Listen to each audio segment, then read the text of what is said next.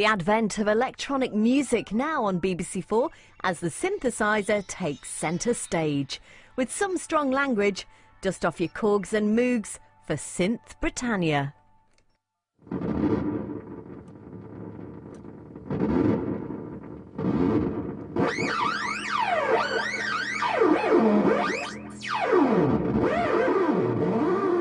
Welcome to a time when there were no guitars and no drums, just synthesizers. It was the 1970s. The place was Britain, and our heroes were a maverick bunch of young pioneers, obsessed by Kraftwerk and science fiction. All across the country, these synthetic dreamers would imagine the very sound of the future yesterday. And by the 80s, their dreams would become a reality, as Britain went synth-pop.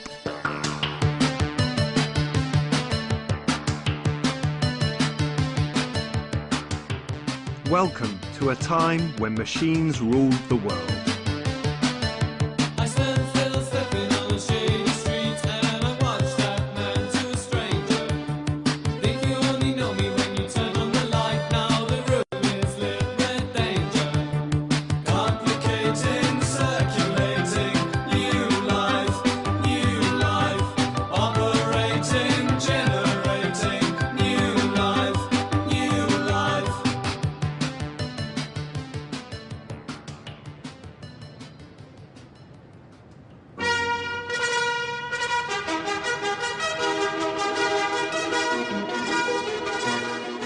By the 1970s, we were living in the future. Our cities were going space age.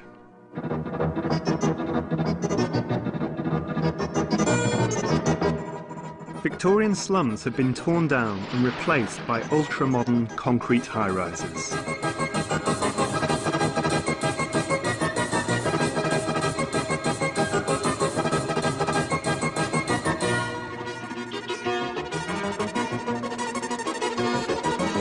Entertainment also looked to the future. Our cinema and television screens were full of tantalising glimpses of a future that seemed just around the corner.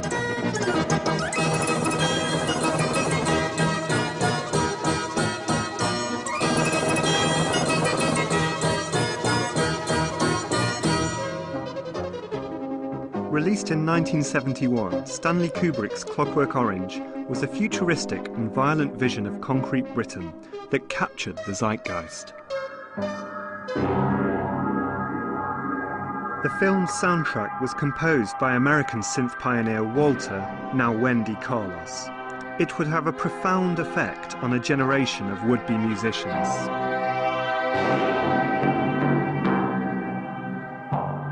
That was probably a lot of people's maybe first time they'd heard electronic music, you know, on the score to that film.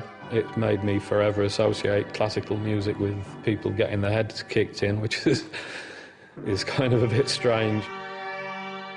The soundtrack to Clockwork Orange, fantastic synth sounds in that, you know, big Moog synthesizer that Wendy Carlos used. And they were all orchestrated. Well, Wendy, who then said she was Walter, I've never quite worked out what was going on there, was an absolute inspiration, you know. And the first time we'd ever heard that sort of absorbent synth-based sound, just raved about it.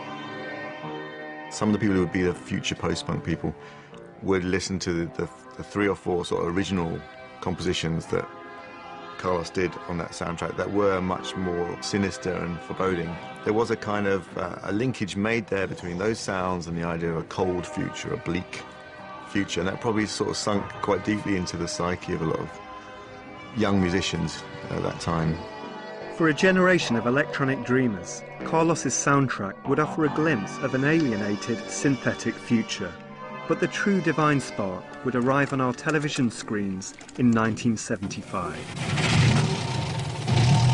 Tomorrow's World gave Britain its first glimpse of Kraftwerk, a German band who played only electronic instruments.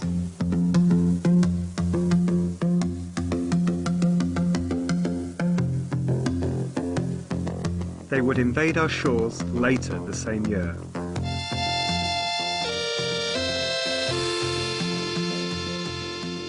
We played one of our first gigs, 1975, of our English tour in Liverpool. The Wings Over Britain tour was playing the same night in the town. That was also the reason why our hall was only half crowded.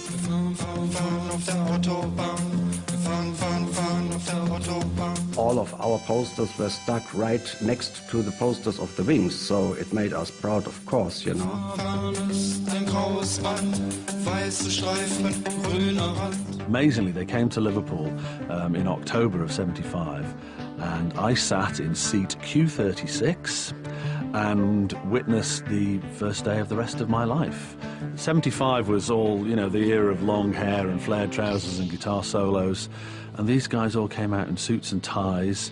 Two of them looked like they were playing electronic tea trays with wired-up knitting needles, and I was just blown away. It was incredible. We had no long hair, we didn't wear blue jeans, we had suits on, grey suits, short hair, you know, and we looked like the children of Werner von Braun or Werner von Siemens. And we saw us so, you know, engineer musicians like that, instead of dancing boys on the stage to arouse the girls, you know. The interesting thing afterwards, there was a knock at our backstage door. It was a band. They were called Orchestral Manoeuvres in the Dark. And the leader, Eddie McCluskey, was really astonished and happy that he was meeting us in person. And he said, "You know, guys, you have shown us the future. This is it. We throw away our guitars tomorrow and buy all synthesizers." In terms of inspiring people to not just have a synthesizer in their rock band, but to be completely electronic, I think you can never underestimate the impact of Kraftwerk. Trans-Europe Express had the same impact on the synth poppers that Anarchy in the UK had on people who wanted to be punk rockers. Next year, Kraftwerk hope to eliminate the keyboards altogether and build jackets with electronic lapels which can be played by touch.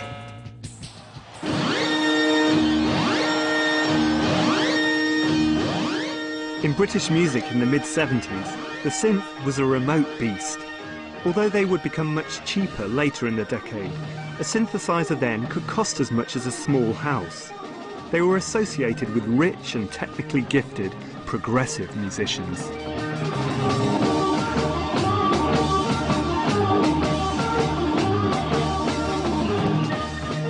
Until punk came along, you had to be Keith Emerson. If you wanted to be in a band, you had to have learnt your instrument for at least 8 or 9 years before you would dare come out and play it. And it was simply the inspiration of the Damned and the Clash that said, get up and do it, you know. Do your best. If it's crap, maybe the simplicity will get you through.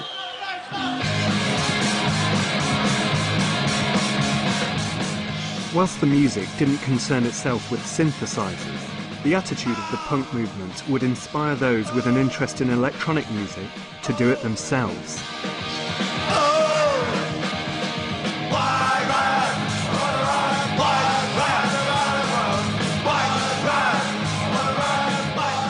All the infrastructure around punk we absolutely loved.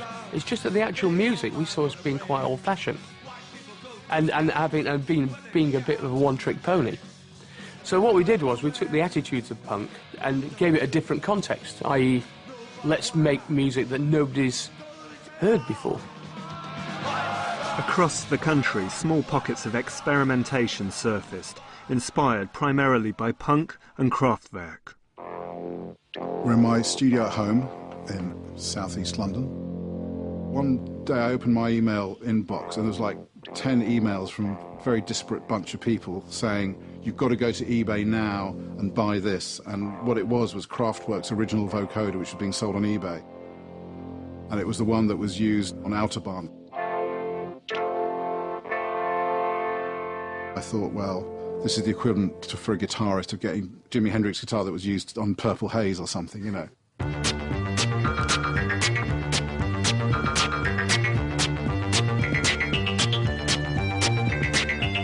I first got a synthesizer in 1977.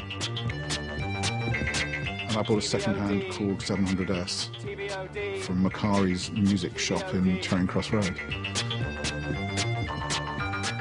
The thing that pissed me off about punk was that you had to learn 3 chords to be in a punk band. If you had a synthesizer, all you had to do is press 1 key with a finger, you know. I don't need a TV screen. I just stick the aerial into my skin. Advances in technology in the late 70s heralded the invention of the affordable synth, costing no more than an electric guitar. Daniel Miller used his to form The Normal, an experimental act that supported punk groups.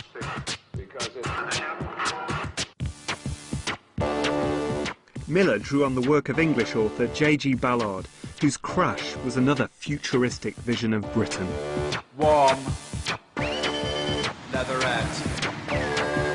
Warm, leatherette. I'd just broken up with a girlfriend who I was very much in love with, and a friend of mine said, "Oh, read this book." I don't know, and I read it, and it sort of really had a huge. I don't want to use all these puns like impact, but it had a huge impact on it. See the breaking glass in the underpass. It wasn't like science fiction in the sense that it was outer space and stuff like that. It felt like it was 5 minutes into the future, and I loved that aspect of it. The fact that it was kind of so outrageous but so possible at the same time. Leatherette. Warm Leatherette by The Normal. The Normal was the alias of Daniel Miller. Hear the crushing steel. The lyrics are just a précis of some of the concepts in Crash, Ballard's novel, which was about people who have car accidents and find that thereafter their sexuality has been diverted and they're obsessed with being turned on by car crashes. So, you know, the lyric like, the handbrake penetrates your thigh, quick, let's make love before you die. Warm, leatherette. The music was supposed to be visual, you know, like driving along a highway with big buildings either side and going into a tunnel. There's quite a lot of humour in it, really. I mean, it wasn't meant to be like apocalyptic or dystopian. Leatherette. Warm. Miller was one of Britain's first synth punks, and he wasn't alone. In the north of England, a bunch of computer programmers dreamt of a similar future. Well, we love JG Ballard, and in fact, you know, Roxy had a song 2HB about Humphrey Bogart, and we had a song for JG, which was about JG Ballard. The Future were a bunch of sci-fi nerds from Sheffield. They formed in '77 and played only synthesizers.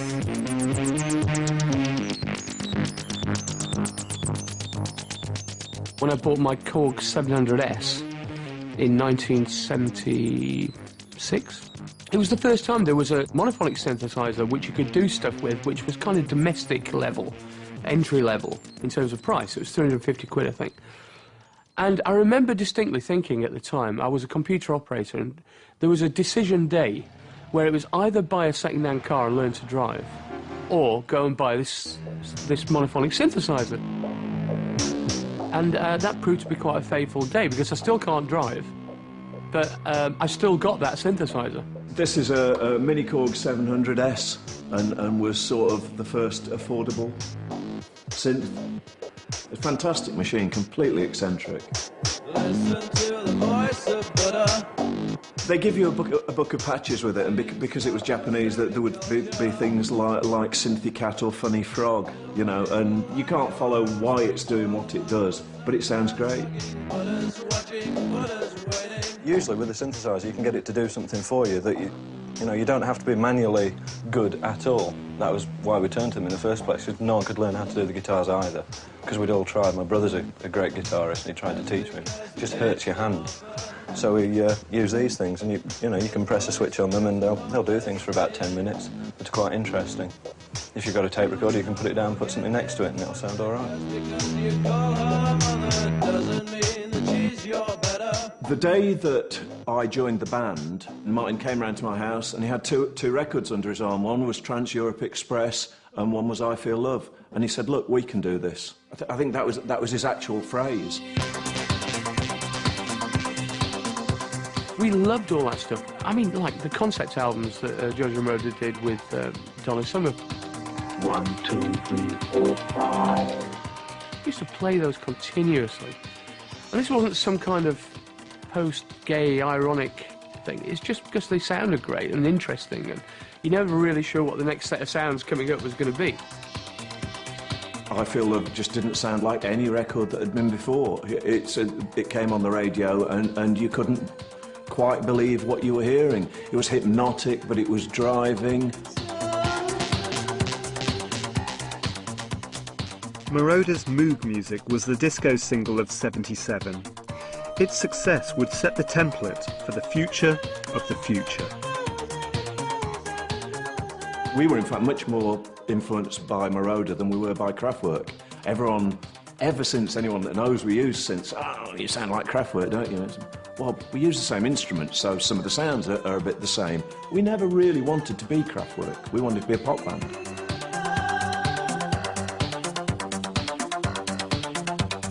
We wanted to embody a sense of futurism without being so literal. And it just so happened a friend of ours, he had bought for him this science fiction board game called Star Force. And it was prodigiously tedious. I mean, it was real geek stuff.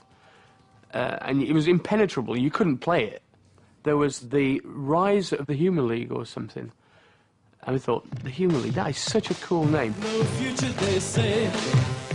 The Human League set out to make electronic pop for the modern city. Now is calling. The city is human.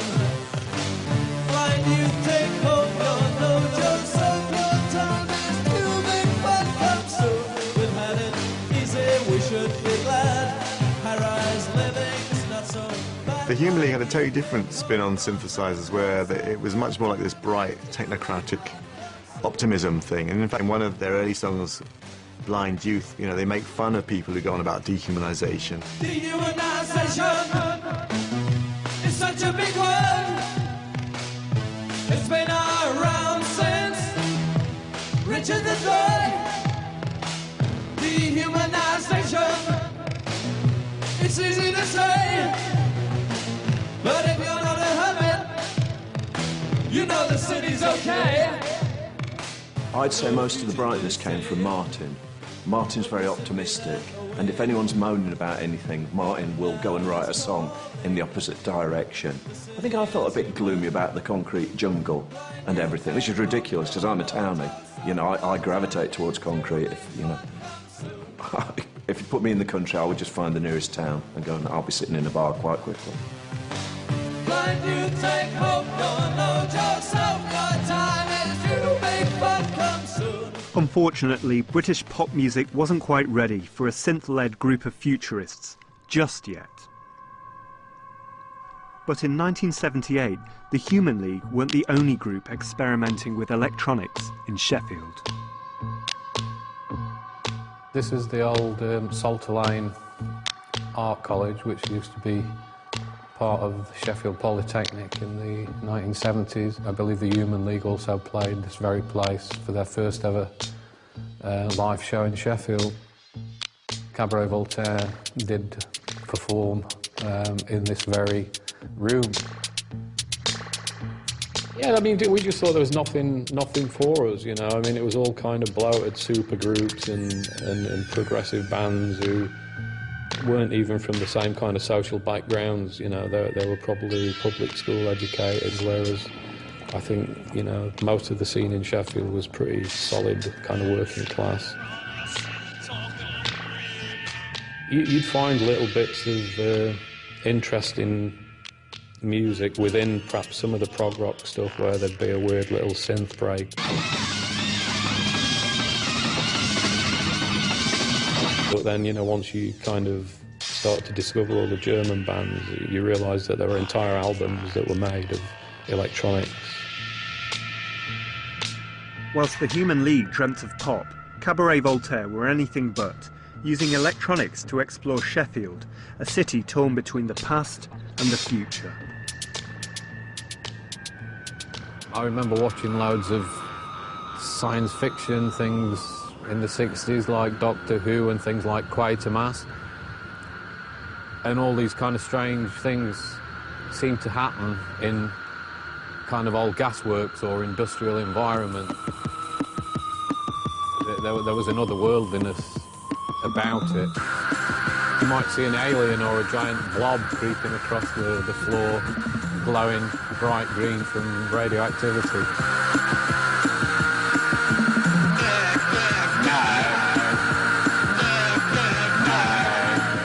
Very arty group. Obviously their name echoes Dada. They were really into William Burroughs and his ideas of like control and surveillance. They actually used quite a lot of guitar, but it was so heavily processed it didn't sound like rock and roll guitar. It sounded more like a synthesizer. They also put synthesizing type effects on the voice, which is probably one of the most disturbing things they did. You know, you have a guy singing, but it sounds more like a Dalek than, you know, a human being. At night time you'd hear distant booming noises, which, you know, would probably be something like a drop forge or steam hammer or something.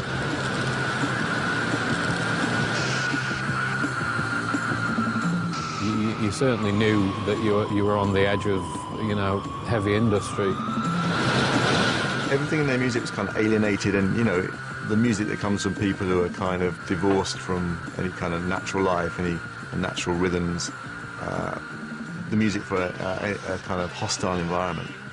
If I've ever been asked to explain that movement, I always call it the alienated synthesists. And, you know, Throbbing Gristle, Cabaret Voltaire, Joy Division, who were a little bit less obviously synthy. Everyone was sort of like that. We were all going around in long coats from second-hand shops and saying how terrible things were with a synth. Across the Pennines, another pocket of alienated synthesists dreamt of an electronic future in the spiritual home of British pop music.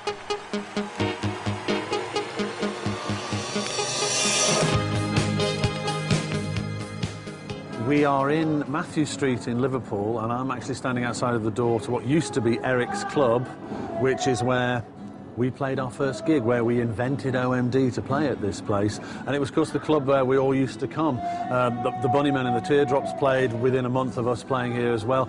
This was a place I saw Devo play their first English concert, and all of the influential bands that we could get to come to town played here, apart from Kraftwerk, who played the big theatre down the road. And then literally 10 yards away is the Cavern Club. You've got Eric's and the Cavern right across the road from each other. When Paul and I started being interested in electronic music, we were very young. We had no money, and it was totally unrealistic to think about getting, you know, the big kind of keyboards that you saw on TV or on stage with some of the keyboard players in the 70s. My mother had a K's mail-order catalogue, and they had some synthesizers. Our first Korg Micro preset was bought from my mother's catalogue for 36 weeks at $7.76 a week, I seem to recall. This was the first synth, and we'd made the first 2 albums with this, you know, and it's like, it's quite a basic synth.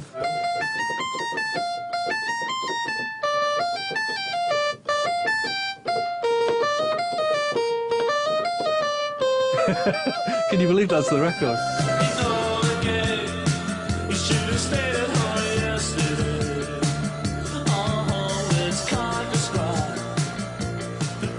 The major record labels largely ignored synth music, forcing bands like OMD to look to newly formed indies instead.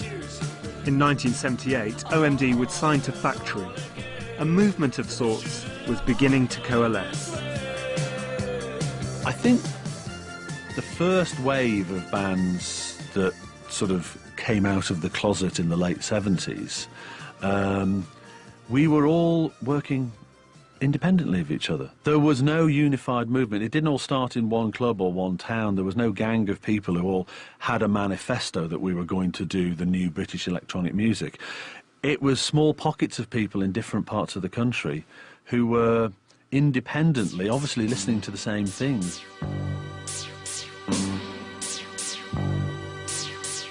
I did make an electronic drum machine, but I'd seen Kraftwerk with their sticks, so I thought I can make one of those, and so I did. And so some of the early sort of synth drums was this sort of very Heath Robinson-looking box with all these plates on there with these sort of sticks with wires that we did the drums to electricity.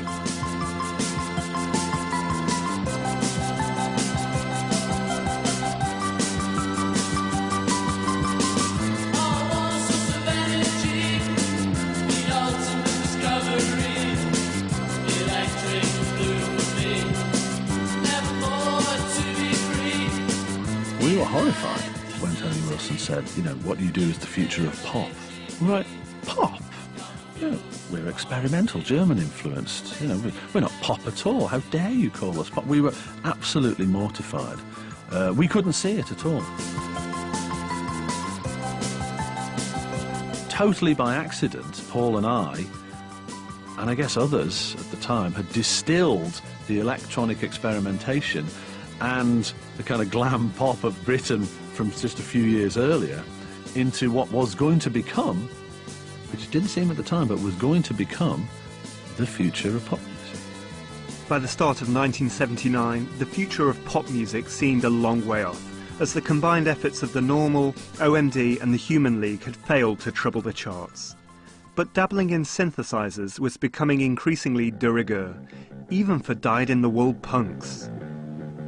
At the other end of the East Lancs Road, another factory band, who would become one of the greatest electronic acts, were taking their first synthetic steps. The first synthesizer we had in Joy Division was a little thing called a Transcendent 2000, and I actually built it from a load of components. At the time, I had insomnia and I couldn't sleep very well. So I used to get this magazine called Electronics Today or something like that. And in it was this synthesizer. And if you were to buy one in those days, it was incredibly expensive. And we didn't have any money. So I thought, well, this is really cheap. It's only like 200 quid. And how difficult can it be to build it? And it was like soldering components in, by hand. It took about 2 months of doing that, and then it didn't work incredibly well,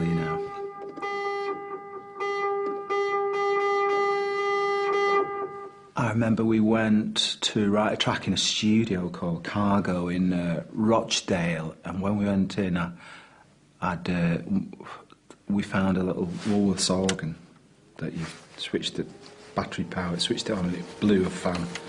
You could play chord buttons on it, so I was messing about with these chord buttons, and then Martin Hannett, I think, had brought in a Selena string synth, and you can play more than one note at a time on it. So I got the organ and the synthesizer and hit these chord buttons and wrote Atmosphere, Joy Division track, and just seemed to write it there in the studio.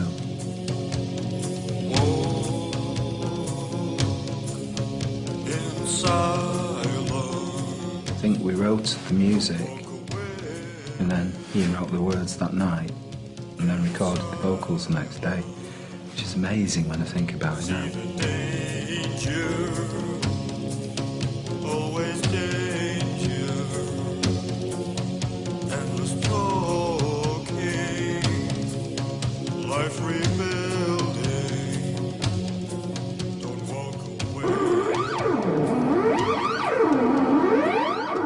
Whilst it seemed the North had the lead in post-punk synth pioneers, things were also stirring down south.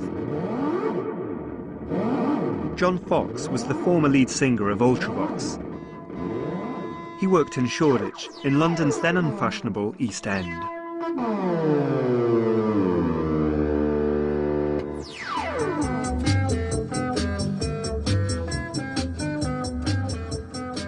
These modular synths were the first generation, really, of working synthesizers.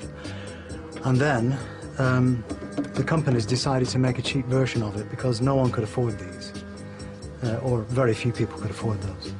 And they condensed all that down into this. London seemed almost empty in the 70s. I used to walk around the streets and there were newspapers blowing around and a car in the distance and grey concrete walls, and everything seemed gritty and lost somehow, like we'd lost direction. And I wonder what that was about.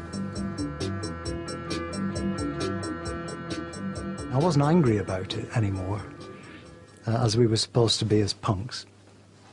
I just wanted to make music for it, the kind of music that I could hear. Standing in the dark, watching you glow, lifting a receiver, nobody I know.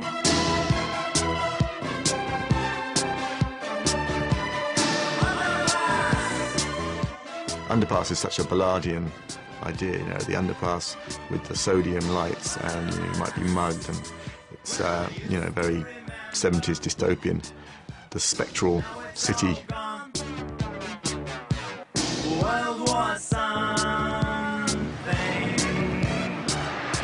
This was the industrial bit of London that had served the docks and done some manufacturing, and both of which had gone. It was like living in a Quatermass movie, because I realised and discovered that underneath all this area are the plague pits, where the bodies were thrown. So that inevitably leaks into the music. That's why a lot of my music's so dark, I think. It's because I come from Lancashire, and where did I end up but in a place even more sinister?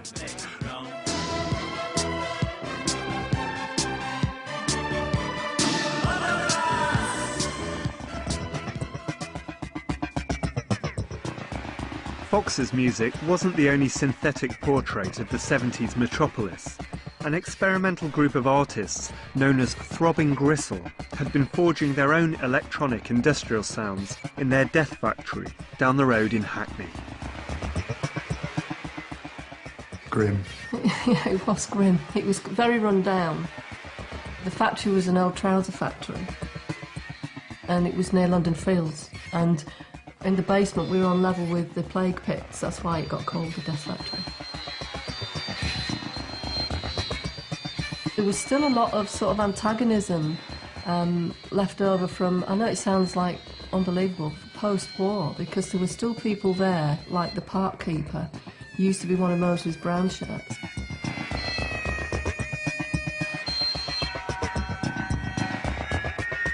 I mean, it sounds a bit of a cliche now, but at the time we were trying to sort of reflect the sounds around us in some weird way. Our studio was in like an industrial area, and there were lots of different noises going on all the time. And we were sort of trying to reflect all these sounds and the way they all come together into like this weird mishmash of electronic experimental textures.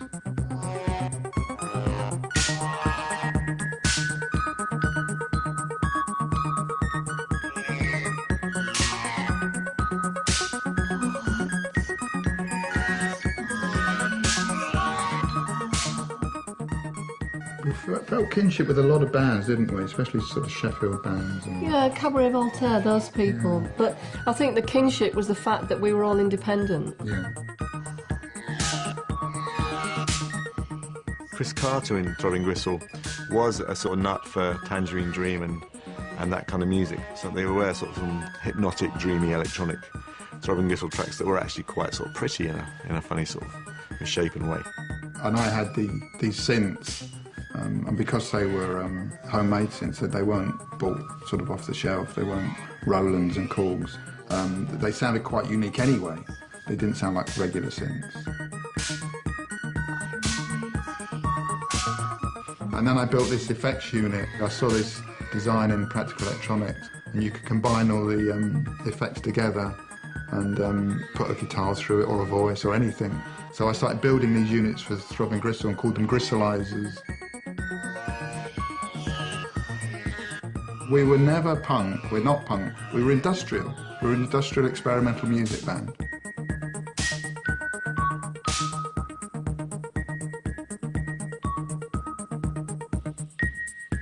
Come 1979, British electronic music was still being ignored by mainstream labels. So Dan Miller founded Britain's first electronic indie, Mute, to release recordings by Kindred Spirit, Fag Gadget, as well as his own work.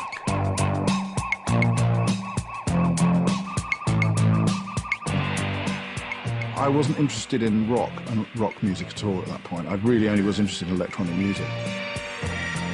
And I thought that was the future of where exciting music was going to come from, and I wanted to be part of promoting that. One of Mute's first releases would be strangely prescient. I came across an old Chuck Berry songbook that I had at home, and I thought, I wonder what that sounds like done on synthesizers. Long distance information, give me Memphis, Tennessee. Help me find a party, trying to get in touch with me. everyone said, you've got to release it, it's amazing, you know. And I thought, okay, what shall I do? Because I don't think it doesn't kind of fit in under the normal kind of name. And then I just thought, well, what about if there was a group that were all teenagers and their first choice of instrument was a synthesizer rather than a guitar? Because that hadn't happened yet. John Peel, I remember I'd given it to him, and I was listening to the radio. I was with a couple of friends, and said, we've got 3 versions of Memphis, Tennessee tonight. One is the original. There are 2 cover versions. One is really terrible, and the other one's really great. And I thought, oh, God. And fortunately, the way he really liked mine, he played it twice. That was one of the biggest moments of in my entire career in the music. And that's the end of tonight's programme, in which you heard the Desperate Bicycles, the Slits, the Mekons, Alternative TV, the UK Subs and Sham 69. More of the same unpleasant and disorientating racket on tomorrow night's programme. Until then, from me, John Peel, good night and good riddance.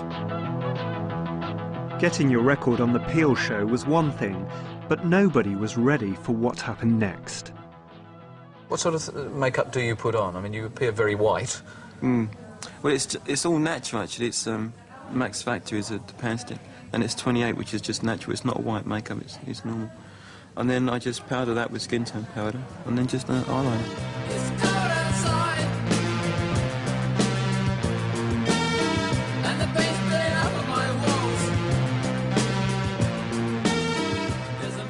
On the 24th of May 1979, the future finally arrived. He was a punk. He loved sci-fi. He even read JG Ballard. But most impressively, Gary Numan was on top of the pops. I wish magic was real. Yeah. I wish fairies were real and all that kind of stuff. I love all that sort of thing. Probably never grew up, I suppose, from that point of view. The first time he was on Top of the Pops, I think either she phoned me or I phoned her. Are you watching this? Have you seen this man? He's fantastic, you know? The look and the sound was so different. Sort of alien, wasn't it? I was in a lot of trouble at school. I was sent to child psychiatrists and things like that, which turned out to be apparently Asperger's. Felt more comfortable on my own. The classic loner, I suppose. You know, didn't go out drinking, didn't go out clubbing too much. So now I'm alone. Now I can think for myself. I went to a studio to make a punk album, which would have been my first album. And when I got there, in the corner of the studio there was a mini Moog. Luckily, it had been left on this sound, which was a huge, big, bassy thing, and the room shook. You know. I just realised you can just press one key, and all this other stuff happens. You know, there was a massive amount of power in them and depth. I just never heard anything like it before. One note. People like ourselves and Cabaret Voltaire and the Human League had all just got used to the fact that we existed and there was somebody else sharing our space. And then along comes, you know, who I guess at the time we thought was Johnny Come Lately. Who the hell is this guy from London who's on telly and having a massive hit record? Never heard of him. Numan was Britain's first synth pin-up. Hello, Sarah. Hello, hello, Gary. Hello, Sarah. My friend Cheryl read in the newspaper that your mum does your hair. Is this true? Yeah, that's right. She's been doing it since I was about 4. All right, thank you. Did she put the streak in the side as well? Yeah. I really like Gary's music. I think he made the best records at that time. I think he, if anyone, really condensed it into a form that was perfect at that point. Numan would immediately show that his #1 success was no fluke. Cars was part eulogy to JG Ballard and part testimony to living in 70s London. I was in my car, and a couple of men in a van swerved around me and pulled up in front, got out, and were clearly going to give me a bit of hammering, you know, trying to get me out and kicking the car and screaming and shouting.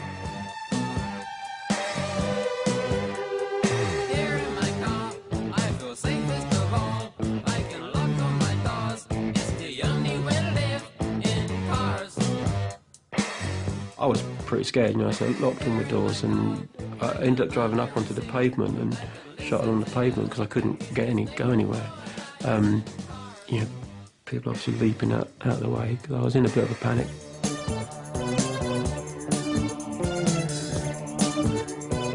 Cars is just about feeling safe in amongst people in a car because no one can get to you in your own little bubble.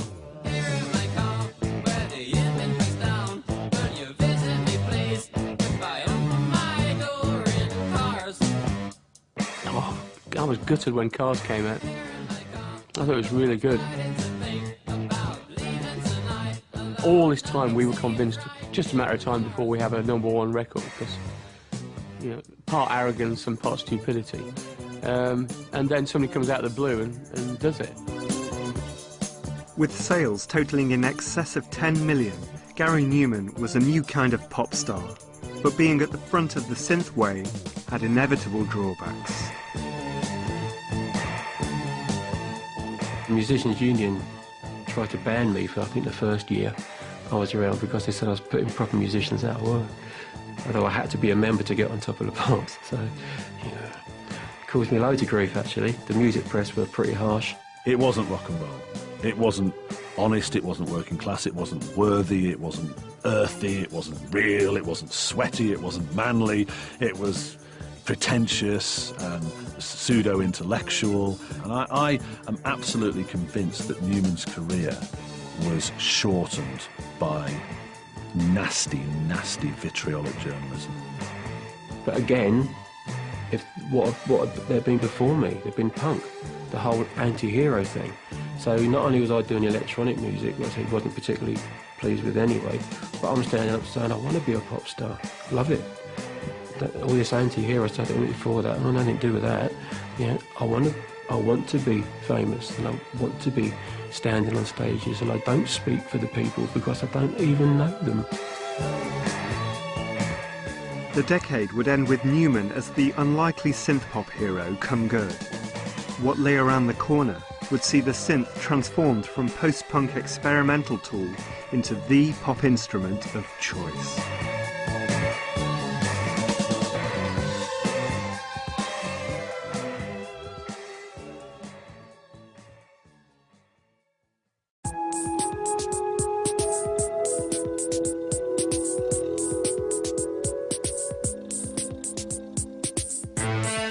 As the 80s dawned, the future finally arrived, and it wasn't going to be alienated.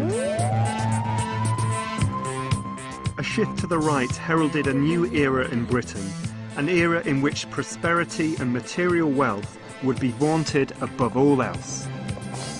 There would be no room for experimental dreamers in the me decade. You were a success, or you didn't exist.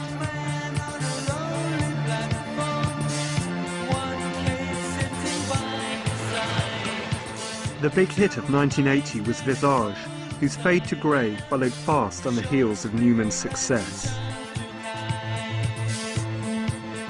It seemed the future had passed the human league by.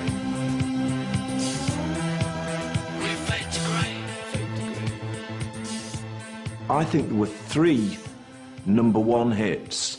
Certainly Dave Stewart and Barbara Gaskin, Gary Numan, and I think the Flying Lizards might have been #1 with Money. And I actually stood there after I think we'd done a couple of LPs, and I thought, we've blown it.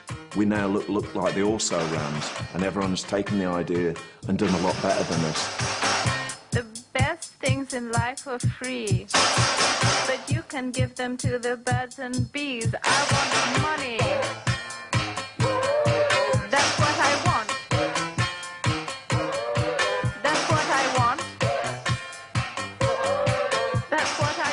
I turned up at the studio one day to be told that I was being thrown out of the group. And it was a bit like School of Rock, you know, with Jack Black going, you can't throw me out of my own group. We'd released reproduction of Travelogue and done all this touring. There was a nagging undercurrent of dissatisfaction from the record company that they weren't selling as many records as they hoped. I think I'd made a big effort on a photo session, and Martin hadn't even turned up. And suddenly I was hearing these stories that Martin was never ever going to appear on a stage with me again, which I think he only said because that's what Brian Ferry said about Eno in Legends. Whilst the Human League were crumbling, something was brewing in the most unlikely of places. Basildon was a new town. Built for the post-war East End overspill, it wasn't one of pop music's more romantic places. But a bunch of kids were going to ditch their guitars and reinvent synth music as pop. When we were growing up, Basildon was a very violent town. We had the highest crime rate for about 5 years on the trot. But I can remember going back to Basildon and going down to the pub with some friends, and I had black nail varnish. Going to the bar and ordering a drink. I'd totally forgotten about it, wasn't even thinking about it. And some guy just said to me, "What the fuck have you got on your fingernails?" Depeche Mode formed in 1980. They had a spot at their local disco. Well, Crocs was a really ordinary disco. Well, there was a crocodile, yeah. It was quite a sorry-looking animal, but it was alive. They had this night once a week where they play things like the Human League and Soft Cell, and also bands would appear there.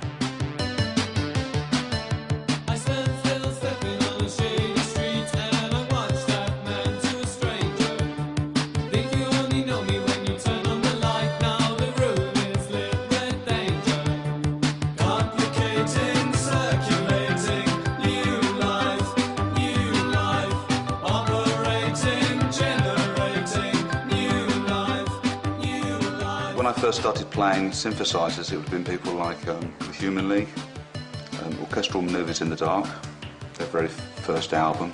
I was a big fan of Daniel Miller's work as the Silicon Teens and as the Normal, and also Fad Gadget, who was on Mute Records. Vince was sort of the boss of the band. He was unbelievably driven. He used to earn £30 a week in the yoghurt factory and save £29.70, a week to save up to buy a synth, He forced the pace. This actually was the original Depeche Mode drum machine that we used for live. Dave's job before each song to set the tempo. So number 7 would be fast, number 2 would be slow, etc., etc. I owned Autobahn. That was what really got us to go out and buy our first synthesizers, the whole, the things that were happening around that time with Kraftwerk and even early Human League stuff. I was really happy that the first time I heard them was when I saw them play live, because they're fantastic live. They started and I thought, wow, this sounds interesting. It's like 4 little mono synths kind of teetering on beer crates. They had a little fan base with them, and the fans weren't watching the band, they were just dancing. Miller first saw Depeche Mode supporting Fad Gadget in East London. He signed them to Mute. None of us knew what we were doing. By the time I met Depeche, we'd just released our first album. Compared to them, I was an experienced industry person, but actually I knew nothing. They needed a bit of help in the studio, so I think, first of all, I introduced them to some ways of working, using sequencers. They'd never used a sequencer before. Everything was like played by hand. This is the legendary ARP 2600. Bought it second-hand in 1979. It was being sold, one of 3 being sold by Elton John's road crew after a world tour. Been used extensively on all the Depeche Mode albums I was involved with, especially on the first album, where it was really one of only 2 synths that we used. You can hear it going out of tune on that note there. It's not very in tune at all, but... Depeche Mode would prove to be the real Silicon Teens. The combination of sex appeal and synthesizers would make them one of the biggest pop acts of 1981.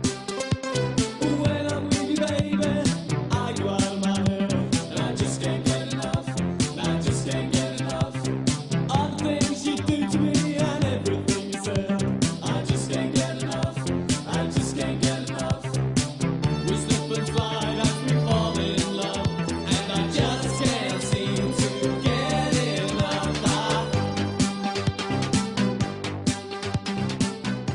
when Depeche Mode, when we were gigging, we'd all carry our synthesizers, and I, for some reason, you know, had to buy the heaviest synthesizer out of all of them, you know. And we didn't have cars or anything, so we'd be on the train. And this really is quite heavy, you know. So I'd have this thing under my arm. Fletcher would have a Moog. Martin had a Yamaha, I think, on the train. So when we did our first Top of the Pops, you know, we were on the trains with these, with our synthesizers. You got the train to Top of the Pops? Yeah. From Basildon to Fenchurch Street, in the underground. But like Numan before, it wouldn't all be plain sailing for Depeche. I think, you know, you've got to remember that during our pop period, you know, we had lots of fans and a lot of people liked us, but there were a lot of people hated us. But certainly the 80s was a real old battle royal between us and journalism in general, music journalism. Oh, it was just really, you know, pop. It was, you know, I think I can understand why people hated what we did. You know, looking back on it now, and it wasn't just the sound, it was, you know, we were young kids and we just did anything that came along. So, you know, every TV that we were asked to do, we did. And it didn't matter how stupid it was. He said, do you think he might give me a kiss before the end of the day? And I said, I don't know, ask him myself, but I think if I ask you, you might... If I turn my back, you might just do a... Well, you know, there's something very un-British about electronic music, to start with. They want bands to be like they were in the 60s, really. 4 guys, guitar, bass and drums, pretty lead singer, skinny jeans, you know, conventional kind of thing. And that's really what sells newspapers, I guess. I mean, they'd written Depeche Mode off anyway as a teeny bop band, a one-hit wonder, especially once Vince left. They thought, well, that's over, you know. In November '81, Clark unexpectedly quit. I was and still am a bit of a control freak, so, you know, and with the advent of computers and sequences, I realised that I could make all of the music myself. You know, I didn't need necessarily other people to play the parts. And I got a real satisfaction out of programming all of the parts myself. Without their chief songwriter, it seemed the game was up for Depeche Mode before they really got going.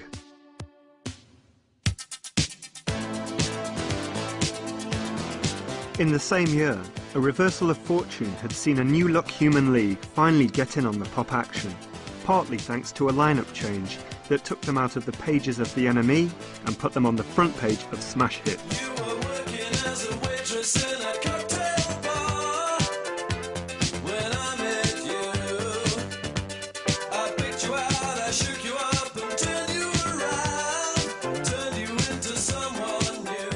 We got Joanne and Susan simply because we were booked to do a European tour, and Martin and myself became unable to be in the same group, and we just thought, well, got some nice high vocals, yeah, let's try a girl. Let's be a bit different and try a girl. And from that, the step was that if we were going to take a girl on the road with a load of terrible randy idiots like us, there ought to be 2 of them to look after each other. And Joanne and Susan turned up.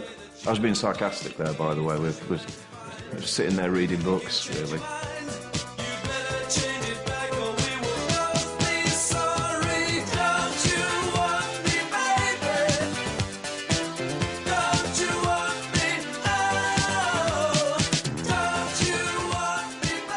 Oki spotted the girls dancing in a futurist nightclub in Sheffield.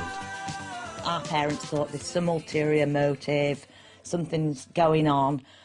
But then Philip came round and met both sets of parents, and they thought he was a decent enough guy.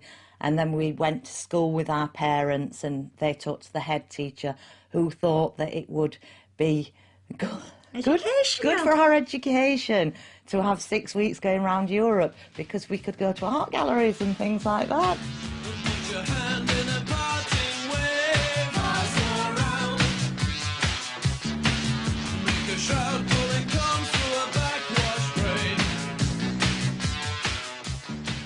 never went to said art galleries. We did go to a lot of clubs. Yeah, we went to Cologne's Cathedral too. That was about the most cultural thing we ever did.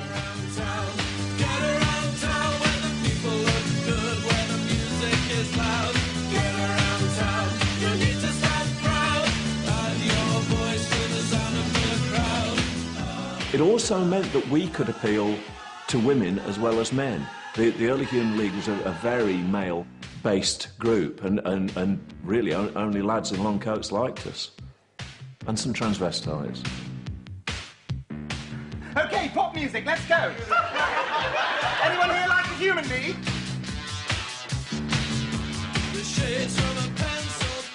Released in '81, Dare crystallised the new synth-pop sound. We did something that could only be done at that stage. While we were doing it, they were bringing the machines in that enabled us to do it. For instance, the very first Lindrum, I think, that arrived in England, came into our studio, and we took the drums off Sound of the Crowd and put the Lindrum on. And without that, probably it wouldn't have worked. I mean, I remember when Martin Rushent got the Lindrum, and it was like a child at Christmas getting, you know, the first fire engine or something, and he was jumping up and down, and all the boys were, you know, like, oh, it's a drum, you know, because before that, apparently the drums had been one of the hardest things to do.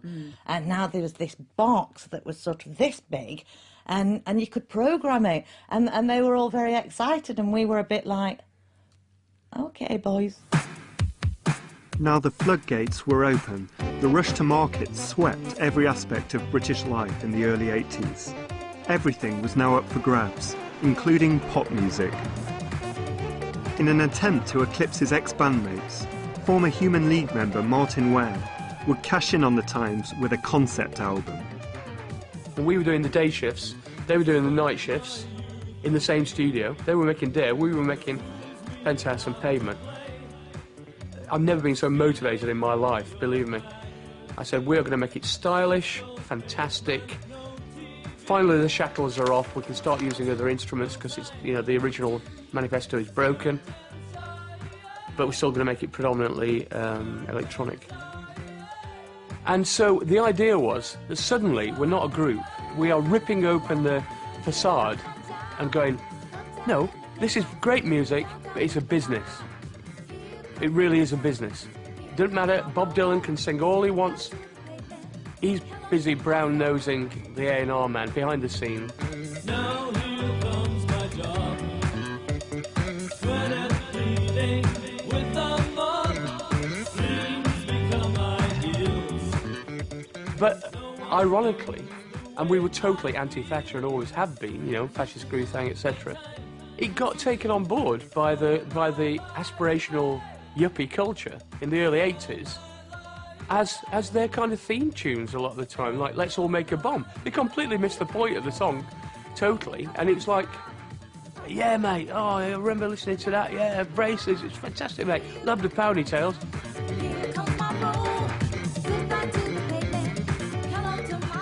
Not everyone wanted in on booming Britain. Cabaret Voltaire were neither into ponytails nor popularity. Their vision of Britain was concerned with the inner-city riots that erupted across the country in summer '81. People say that the special Ghost Town was the soundtrack to the unrest of that year. But a lot of people, you know, alternatively think that Red Mecca was the sound of that. And, you know, I think I've said in the past, somehow that insurrection on the streets kind of found its way into the music.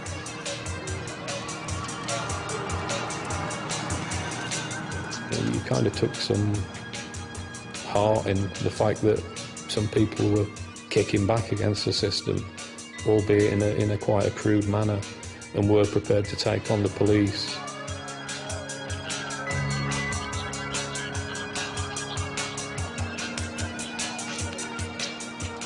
You know, we weren't paranoid. This stuff was slowly happening, you know, the rise of surveillance culture, the rise of the, you know, right wing in America, the fundamentalist Christians. in the name of Jesus. And then you've got like the revolution in Iran with the Shah being deposed and the general feeling that things are moving to the right.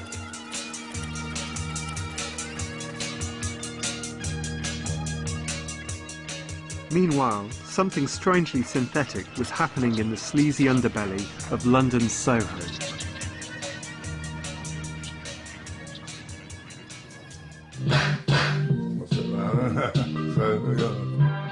So I was going to lots of northern soul clubs, so it was kind of, I was listening to kind of Kraftwerk and northern soul, which kind of, you know, where things developed from really in my head.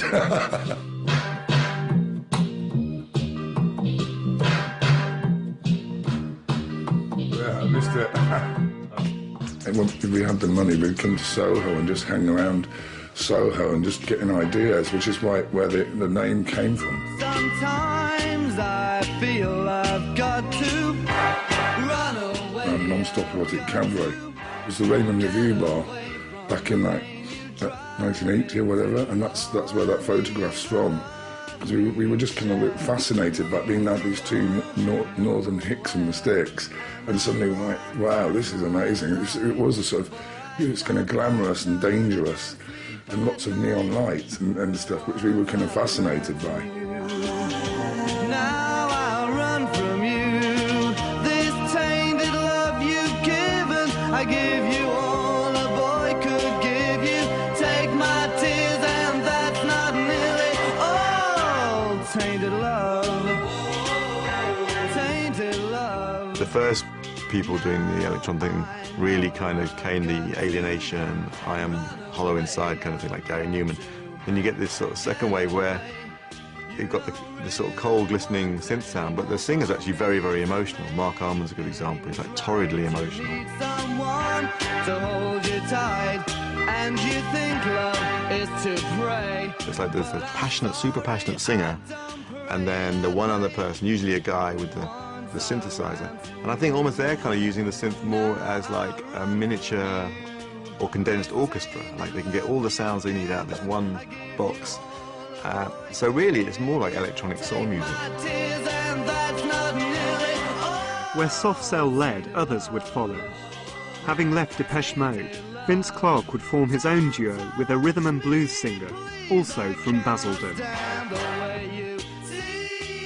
Vince I met for the first time when I was 11. We both went to the same Saturday morning music school. It was a council-run thing where I believe he was playing violin and I was playing oboe. And even though we'd never spoken at that time, I just recognised him for this, the fact there was three of them, three brothers, with this white blonde hair looking like little family of ducks going across the road, you know. Once I left Depeche, I had some songs which I wanted to demo for the record company, one of them being Only You. Looking from a window above, it's like a story of love. Anyway, I got in touch with Alison because I vaguely knew her. I mean, we didn't have plans to form a band or anything. We had no history together. We just went from the demo to the recording studio to making the first record. All I needed was the love you gave. All I needed for another day. And all I ever knew, only you. I wasn't overly interested in technology. I couldn't even afford a record player or a cassette player, so the idea of buying hardware was, you know, there's no point in lusting after things you can't have. It's like me thinking about a miniskirt. It was never going to happen. Listen to the words that you say.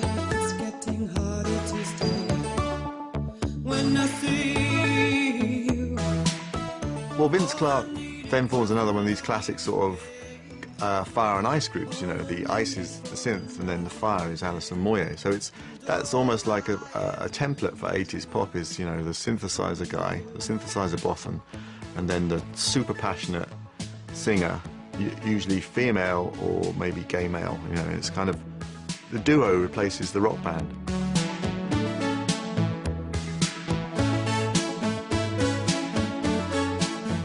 You know, it's an affront to rockism, isn't it? That, just the look of those bands, you know. All I needed was the love you gave.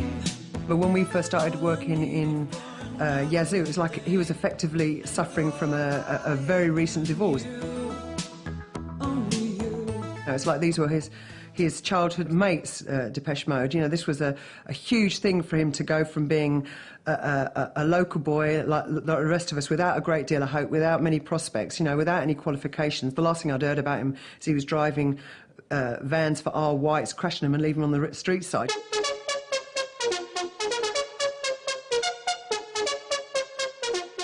Yazoo signed to Mute Records in 1982, and to his surprise, Daniel Miller found himself with another wildly successful pop act.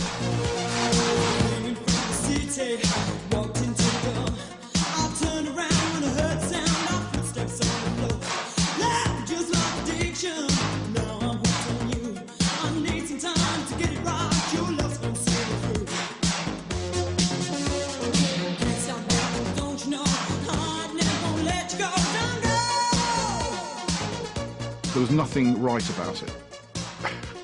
It was quite soulful music with a very cold electronic beat.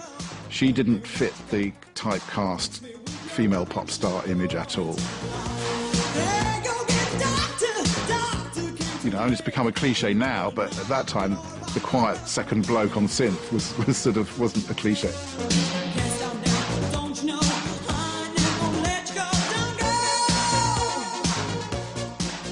In the 18 months that we existed, myself and Alison never got to know each other. We never went out to a pub to have a drink or, you know, did any of that stuff, any socialising. It was just in the studio working. To actually come across somebody who was unfathomable, who you could not penetrate, and at the same time had, regardless of what he says, a burning ambition. You know, he was an ambitious boy. And what was amazing about it is he actually achieved his ambitions, which, again, like I say, coming from where I came from, you didn't see that very often. And I wanted to penetrate him. Not biblically, obviously, but... I just wanted to be in the studio so much. I just, you know, I would have been in there 24 hours a day. You know, it was like being in a sweet shop. Synth pop was becoming increasingly popular and increasingly grand.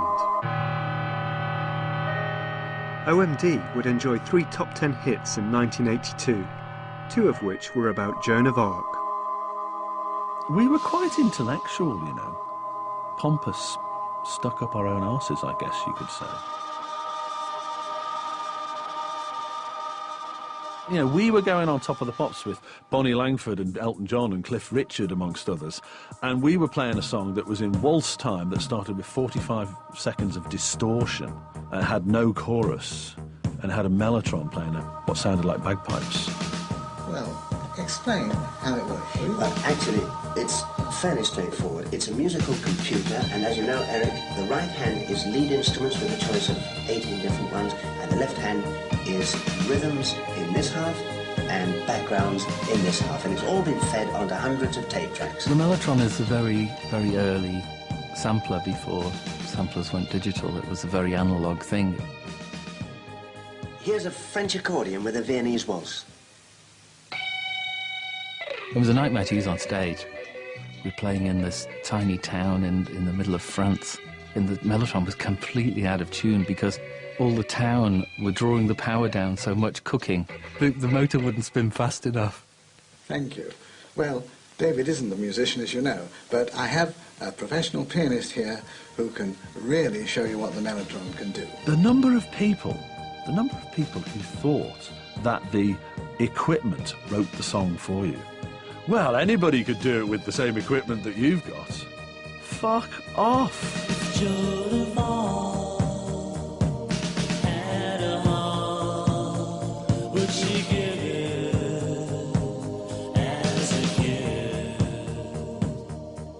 It's all played by hand. Believe me, if there was a button on a synth or a drum machine that said hit single, I would have pressed it as often as anybody else would have. But there isn't. It was all written by real human beings, and it was all played by hand. to the point where Paul and I thought we were going to get arthritis in our fingers from playing bass lines like that for hours on end. Between 1981 and 1983, synthpop reigned supreme. Our charts were chock full of duos and groups who set aside changing the world in favour of making it with a synth on top of the pops. Some of them want to use you. Some of them want to get used by you. Some of them want to abuse you. You've got to remember that it was the first time ever that someone could sit and make a record on their own.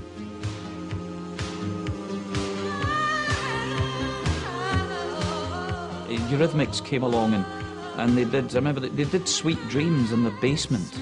You know, they recorded it on an 8-track tape machine. Annie sang Sweet Dreams into a little Shure microphone, holding it in her hand, you know, and won a Grammy for it. And in 1982, along came a song that turned the alienation of the original synth pioneers into a full-blown epic.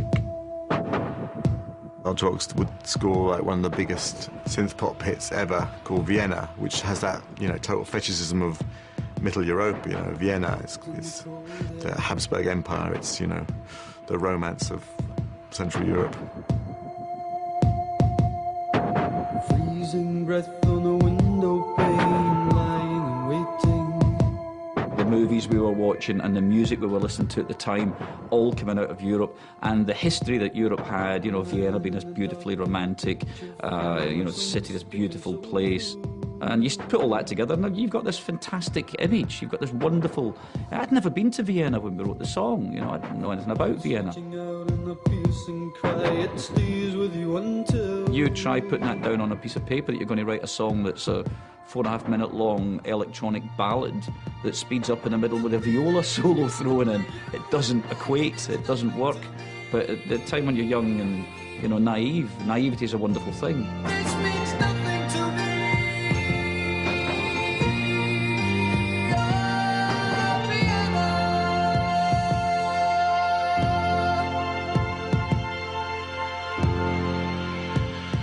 Not to be outdone by their English synth-pop derivatives, Kraftwerk would return in 1982 to score their only #1 single success, cashing in with a song that they'd originally recorded in 1978.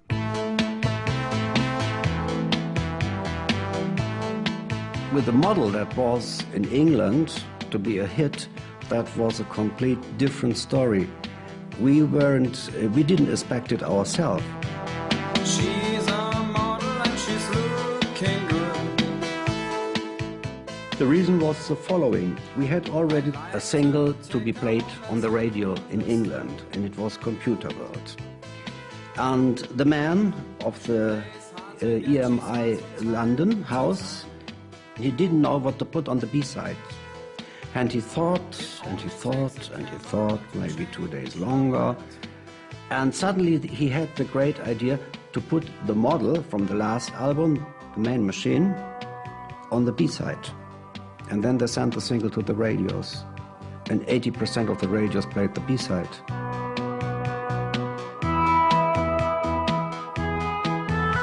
She's going out to nightclubs drinking just champagne. By 1983, Britain had entered an era of conspicuous consumption and greed that made the late 70s seem like a foreign country. It would provide inspiration for Depeche Mode's new chief songwriter. The handshake seals a contract. From the contract, there's no turning back. The turning point of a career in Korea. The early 80s were just a terrible time in Britain. And I was young and impressionable, and you know that was really when I first felt like I was, you know, sort of writing from the heart, really.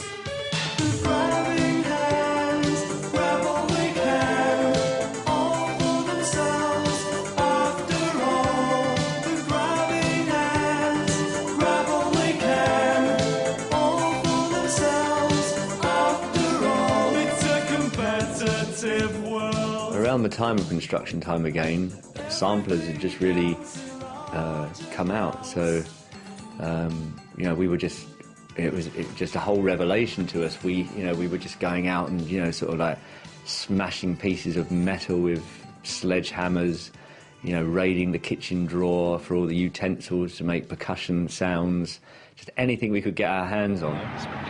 We've got this vague idea at the moment, which was used on the demo. We've got this pebble, which we got from the mud. The mud. Yeah, look, white spots, heavy, stinging nails. Anyway, the idea is to roll the pebble on this piece of metal along here, this window frame, thus making this sort of sound. Construction Time Again really started to see us form, you know, as a basis of what we are today. That's a lot better.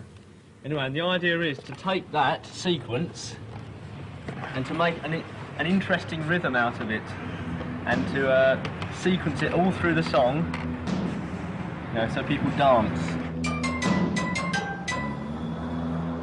Depeche Mode pioneered their new sampler-based sound in London's Shoreditch. In those days, Shoreditch was, there was not a soul around, but now, of course, with Hoxton, etc., it's sort of like the trendy place to be, but it wasn't when we were at the Garden Studios. It was not a soul to be seen. Down the crane, construction time again.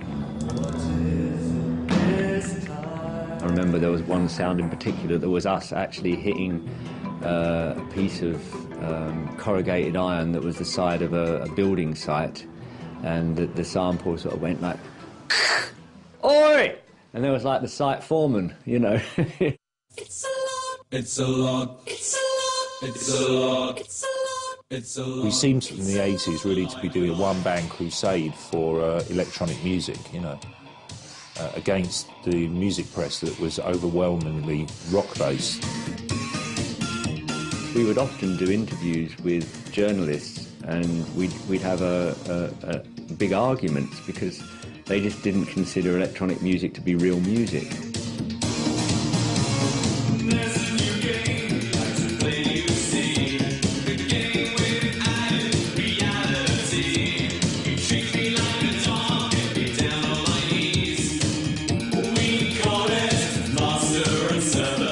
You know, we got accused a bit at certain times of being like a very subversive pop band. And I do think that we did get away with, you know, some stuff that was, you know, probably risque for the radio just because we used it in a pop context.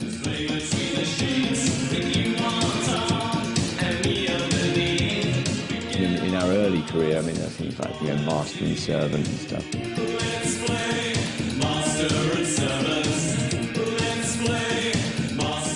Some of the reviews, they were unbelievably vicious. I mean, you just couldn't, you know, real hatred for the band. Real hatred. I don't know why. It wasn't British, really.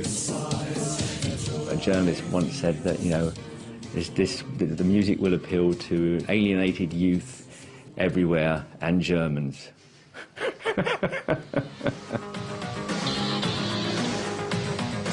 Depeche Mode would eventually find a sympathetic home for their music in America. For a lot of Americans, England just means gay. It's just like, you know, they think it's like a conflation of Oscar Wilde and various ideas about British boarding school. For people who feel different or misfits in America, England does actually seem like this utopia. They imagine everyone in England walks around wearing eyeliner and plays synthesizers, you know. And so to be a Depeche Mode fan in America was actually quite a sort of dissident thing. Depeche Mode were the only act who were truly successful in exporting the British electronic sound. The band would enjoy massive popularity in America throughout the 80s and beyond, consistently filling stadiums across the land. Back in Britain in '83, the sampler was moving synthpop in a different direction. Suppose I want to send my loved one a rather special musical greeting. Well, I can. First, let me give the computer an idea of the sound that I actually want to send. So I'll prime it again.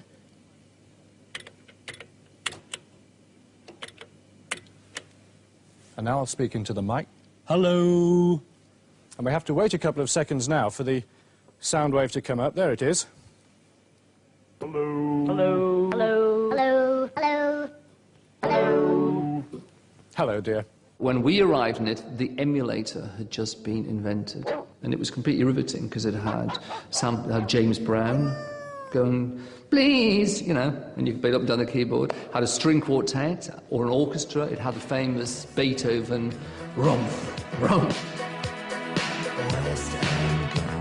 And so the first record we made, West End Girls, every single sound was actually a sample played on the same keyboard, which looked just like a little Bontempi chord organ. The idea was to take real life and put it against beautiful or danceable or both music. Because we were the last of the thing that started with a Human League, and we were probably the first of the thing where pop music was related to dance music.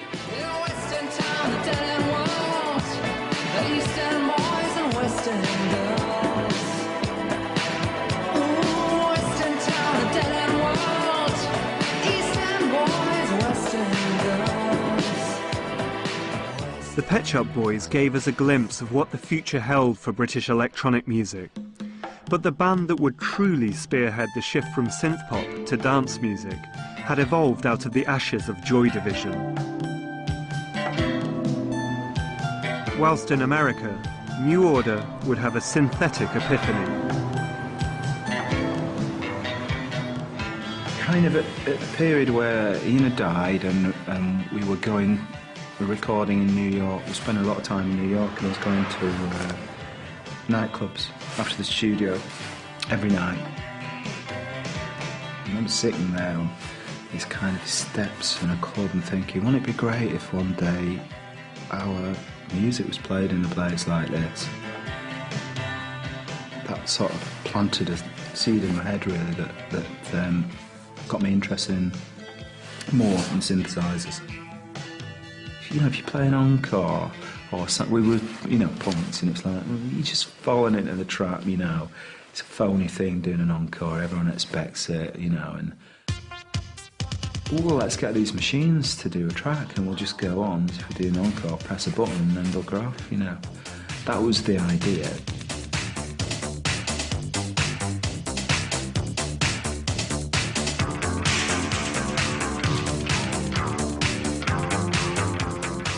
When Blue Monday came out, a lot of people didn't like it, you know, like, what's, it doesn't sound like New Order, you know, it doesn't sound like New Order, what are you doing, you know, it doesn't sound like you're supposed to sound, and a lot of people don't like that, and then it just took off. How does it feel to treat me like you do when you laid your hands upon me and told me who you are? I guess people went on holidays, they would hear it in nightclubs in Spain and Greece and stuff, and then it'd come back, when it came back, they'd buy it, and it'd be a big hit over and over again, you know. Blue Monday's inscrutable club cool would help it become the biggest selling 12-inch of all time. Originally released in 1983, it heralded the future for British electronica, a new age of dance music, unconcerned with pop charts and commercial appeal, would gain a massive following that thrives to this day. For those electronic pioneers who had brought the synth into British pop music, it was the end of an era. It sort of starts, I guess, round about 83. It was just overdone, it was saturated, there was too much synth pop around. It's all very well it was being on the synth, but actually the actual melodies and the way the songs were structured were really pretty traditional and quite trite, you know. It wasn't that inventive as electronic music. Somebody's got their eye on me. Perhaps I should invite them up for tea. Towards the middle of the 80s, there was not so much encouragement from the record companies to do more experimental stuff. I mean, that initial supernova of post-punk it was dying away, and slowly but surely the cancerous growth of market-led A&Ring started invidiously creeping up and blandifying and homogenising the musical market, in my view. felt we were a bit lost by then. It was all a bit... We felt we'd achieved it. We thought we'd proved our point, and it just looked like we didn't have anything left to prove. The commodification of synth pop marked the end of a golden era in which a generation of post-punk musicians had taken the synth from the fringes of experimentation to the centre of the pop stage. Out of the 70s and into the 80s. At the time, it was just really, really exciting. And it was exciting to be a part of a musical movement that had never been done before, that was completely different. It wasn't a rehash of anything. Those early electronic records, I mean, they'd never been done before, so it was a fine time. We were trying to do something new. That's specifically why we chose electronics and embraced every new piece of equipment we could get our hands on or afford. We wanted to sweep away all of the old rock cliches and the stereotypes and the lead guitar solos and long hair and everything. And then what happens towards the end of the 80s and even worse in the mid-90s, everybody decides that guitars are back in, synthesizers are somehow old-fashioned, and you get Oasis. Horror.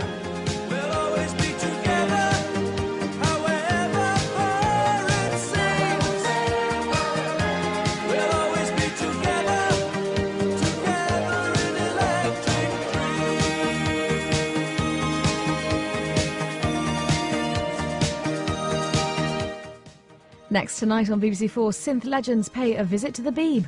Stay with us for some stunning synth in concert. Because the friendship that you gave has taught me